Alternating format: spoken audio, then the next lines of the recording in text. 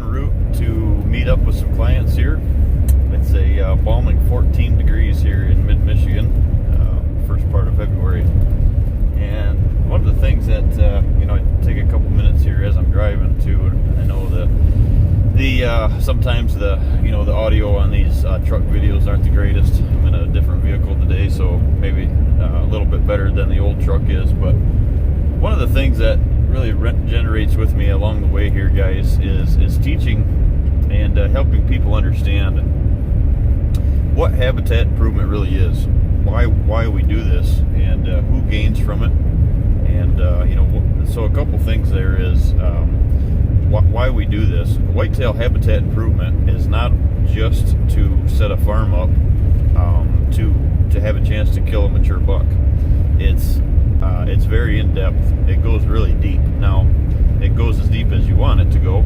I recommend looking at that very deep, and no matter what situation that you have in your region or your farm in general. But I encourage you to look further into just the harvest of the deer along a transition area that you're building or promoting, or making a bedding area adjacent to a food source. What is the value of doing that outside of the hunt itself? And a day like today in the state of Michigan is a perfect example. Further you go south, it's not as crucial for the outcome of the deer's health as it is up here. This week, I was the past week there. I was gone. Had some Southern Ohio clients and Kentucky clients, South Central Kentucky. A couple weeks I'll be back out in Kentucky again, northeastern part of it. And so when I was down there, the temperatures here are sub-zero, and that's without the wind chill, and that really just kind of makes me feel good about what all of us are doing when it comes to, not only myself, but all of us are doing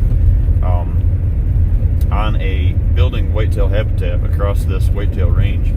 It's so diverse, and they call for such different things along the way that make them that they need to survive. Now, when you get up here in our climate, even today, 14 degrees, it's a 10 or 15 mile an hour wind. That's 14 degrees at 10 o'clock here in the morning. So what the temperatures were that they plummeted to last night, I don't know. But when you get that wind chill, guys, that is just it really destroys deer herds. So here's something to think of too: is in a state such as Michigan, where the hunter numbers are high and we harvest a lot of deer during the year, and then also so 630 some thousand licensed deer hunters in the state of Michigan, and so that's over 1 million tags sold a year, and which is great. That's we're a state of heritage and hunting. One of the things to keep in mind is everything to do in the whitetail range in a state such as Michigan, where you have long hunting seasons, you have high hunter numbers. Everything goes against the deer.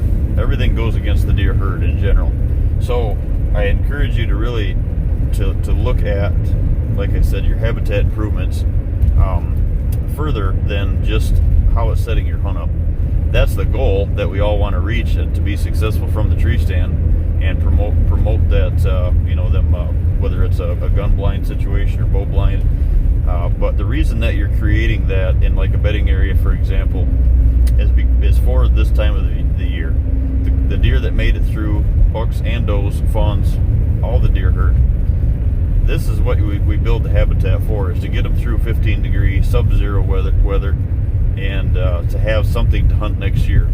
And so if there's nothing else that you do in your area other than just trying to promote the good word of deer habitat improvements, that's what I hope that you take from this video here, and these projects that we work on. feel good about what you're doing, and look further than, like I said, just the look further than just how that's going to affect your hunt come fall next year.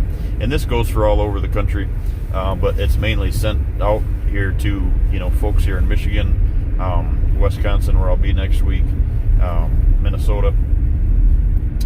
I've got folks tuning in from Canada, Saskatchewan especially. You think we're cold here, so that is the power of hinge cutting, getting browse on the ground, getting regeneration through the transition areas, getting them side cover, getting the structure, making sure your food plots.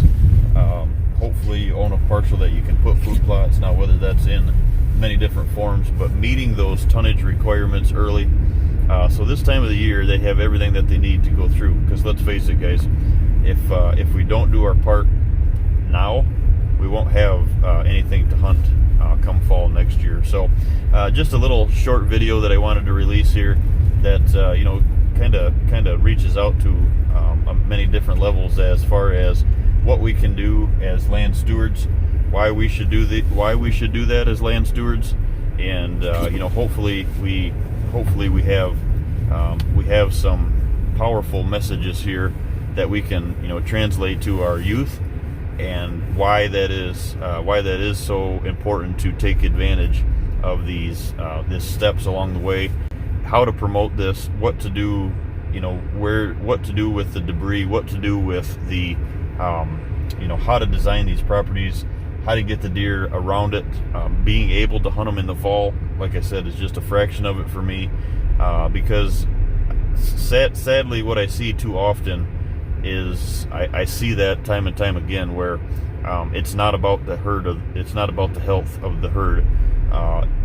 This weekend's a perfect example. This gentleman is focused on the health of the herd, but something we implemented into one of the Kentucky farms is, even though the temperatures aren't brutal, it's still a recovery process after the season ends to get the deer back recovered and to survive any winter, whether you're in the north or in the Midwest or the South. But that's feeding aspect, going back to the days when I was out in northeastern Wyoming and guiding out there and lived there for a short time. The feed program that we had was corn, oats, and barley.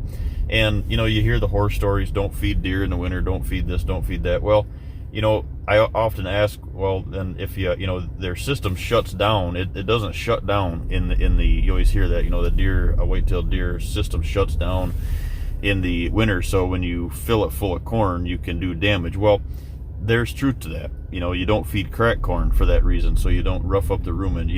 There's all kinds of the stomach and stuff. There's all kinds of things that we shouldn't do, but when the temperatures are this cold and you're trying to regenerate, if you will, help the deer get back on their feet and recover. When the mature buck, for example, drops, they're dropping 30% of their body weight, and in certain areas. And if you were to drop 30% of your body weight and your health condition was low, and you went, and you were locked out in the sub-zero temperatures, question that you need to ask yourself: would you make it?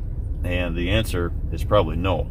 So that's why I encourage this outlook to go a little bit deeper in and take pride in what we're doing, and implement the feed programs. If you're able to feed during the time of the year, you guys, don't look at it as baiting. Don't hunt over it. You shouldn't be hunting over it anyway. Put it on your food plots, supply those food plots with a little more tonnage, and really make that replace your tonnage, add to your tonnage. That's why we split food plots in half, and we do brassicas on one side, grains and greens on the other. And if you're in an area such as Kentucky, the viewers that are watching in from this, my client that I was there this weekend with, and clients to come in the future here, supplemental feed. It's if you train the stomach of a deer, obviously if you're in an ag area, the deer are used to eating corn, so you're not going to shock their system by feeding them in the winter. So that's one of my things of the state of Michigan here. I really believe that at a state level, and we won't go into that detail right now, but I really believe at a state level that was a huge whoops, that they didn't look for past the hunting season.